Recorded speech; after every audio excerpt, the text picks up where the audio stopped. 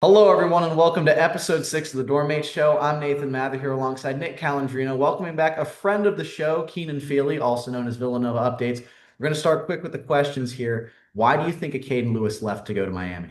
I don't know. I really was at a loss when he entered the portal, and then Miami's name came right up, and you got to ask yourself how long was this thing to Miami in progress for? Because I don't know. There's probably words that start with a T that you can use, but I mean that's probably happening everywhere in college hoops. But so to answer that question, I mean I don't know. I mean, decommitted from Kentucky because he wanted the starting spot. Willard took the chance on him. He gave him the starting spot, gave him the keys to the offense. He didn't play for cheap this past year, and he wasn't going to play for cheap next year if he returned. So I don't know. Just complete shock. Complete shock. I agree. I just don't really understand why. Like you said, we gave him the keys to the offense from day one against BYU and let him have every opportunity to go succeed. And there were some stumbling points for sure, but I just Yeah. don't think he's going to get that elsewhere. Yeah, and I don't know if you guys noticed, there's a burner account on Twitter right now who looks like it has some relation to Caden, and they were saying that something about him getting benched in big games, but then when Bryce was also not playing well, he didn't get benched. So maybe there's something there. I mean, in the big games, he didn't come up big. So maybe that's one thing. Maybe Jai Lucas will give him a longer leash. We'll see. One of the big players we just brought in, Kwame Evans Jr. from Oregon. What is he going to bring to this team? Yeah, he's going to bring a lot of size, and that's something that we didn't have last year. He's going to play. He's going to play at the four. I mean, I'm pretty sure. I think that's the plan is to have him at the four. Um, and he's gonna bring a lot of size and athleticism. I mean, he was a five-star guy coming out of high school. He was a projected, I'm pretty sure he's a projected first round pick. Um, but things didn't work out at I mean, they worked out, but he didn't really reach his full potential. So maybe a change of scenery here at Villanova can give him a little bit more. I don't know if confidence is the right thing, but just a different platform closer to home to really burst out. So he's going to be a big presence down low because last year, I mean, our starting lineup was 6'1", 6'3", 6'4", 6'8", and then 6'10". So having at least two people taller than 6'10" is going to be a game changer for us last year or next year, excuse me, next year because you saw how much we struggled against teams of size this year. So I think that's a point of emphasis for Willard going into next year is to just be a team that punks you like St. John's. I mean, St. John's is big, they're physical, they're athletic. So I think that's kind of the blueprint Willard's going for next year. Yeah, I know one thing that me and Nathan were talking about that we are kind of worried is the idea of Kwame playing the five. I feel like we haven't really been linked to that many centers, and the idea of Kwame playing the five, you got Devin playing the four. The average size of your front court's then 6'8". Do you see Villanova pursuing a five, getting a center from the portal, or do we see them getting that from the high school level? Yeah, I think they 100% get a center. The silence does kind of question right now. Are they going to? But I definitely think they will. I mean, you almost start to ask yourself right now, are they going to go? Is the next center in the portal yet? Is he not? Are they trying to, try to pull someone into the portal and have them be your five? There was rumors going around that Evans wouldn't commit without a center. I don't know how true that is, but because Evans thinks he's a four himself, so he wants to play the four to show to NBA teams that he's a four. So I think they will definitely get a center. Who that is, I have no idea, but I think they will get a five. Yeah, it kind of reminds me of like Eric Dixon. Like he was never a five. He played the Yeah, five, then you play him in the four. I mean, leading yeah, college basketball in scoring. Like I'm just yeah. hoping that Villanova can get a five, put him next to Kwame, and we can really succeed. One thing we're gonna kind of do a rapid fire of names and just say you can say yes, no, maybe on how likely you think they are to be Wildcat this upcoming year. We're gonna start with Blue Kane.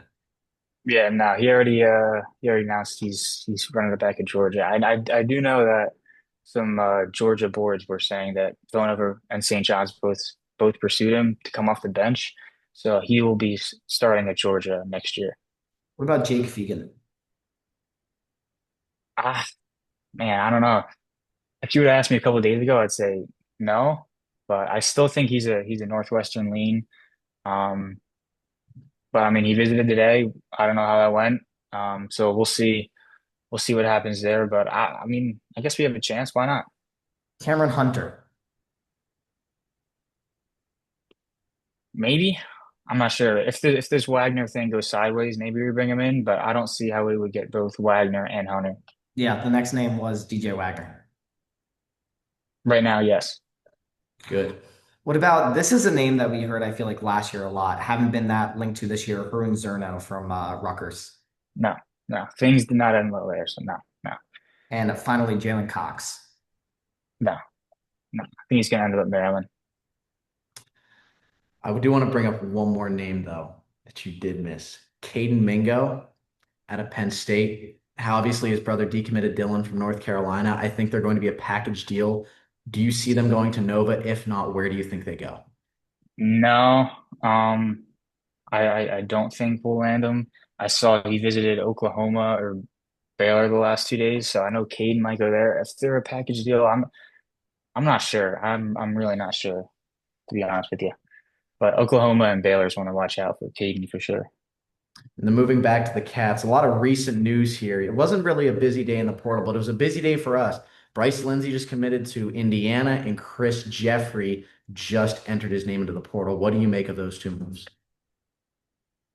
I don't really understand the Lindsey move. I mean, I feel like that's kind of a lateral move for him. I mean, I don't see maybe DeVries gave him a starting spot. I'm not sure.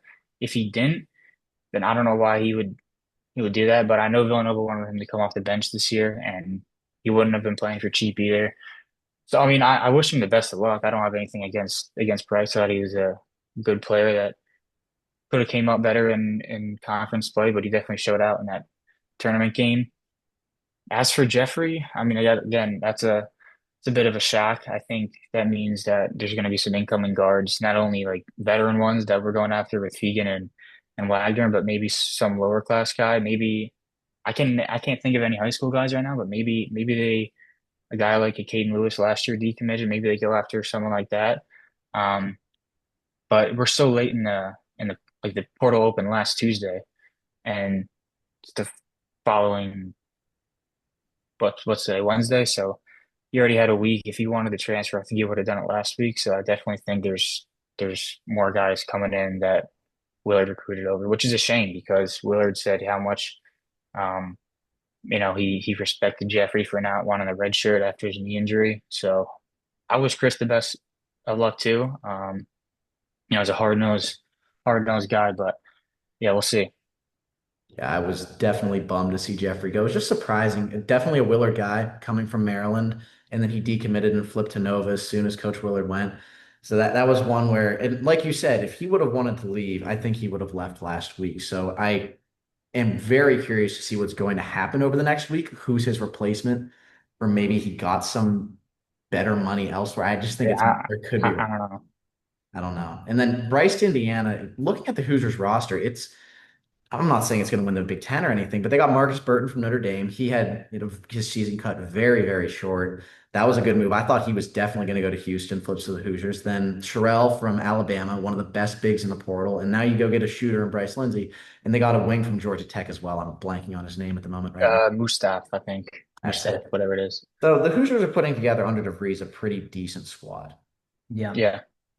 I know one thing that you mentioned, obviously, with the idea of getting a late, maybe flip from high school. Is there any sleeper names that you can think of in the portal, or just like a trend that Villanova will go for of a name that maybe isn't on our radar that could make a big impact on this team next year? I'm gonna be honest, aside from Wagner and Fegan and Ben Defty, a center from Boston U, I really have not heard of any names. I think the staff is trying to, keep things kind of close to their vest. Not they don't want too much to get out. But yeah, aside from those guys, Jalen Cox for the high school, I think eBay. So with Nico going, I think eBay from Mount Zion Prep. I think there's a good chance we will get him.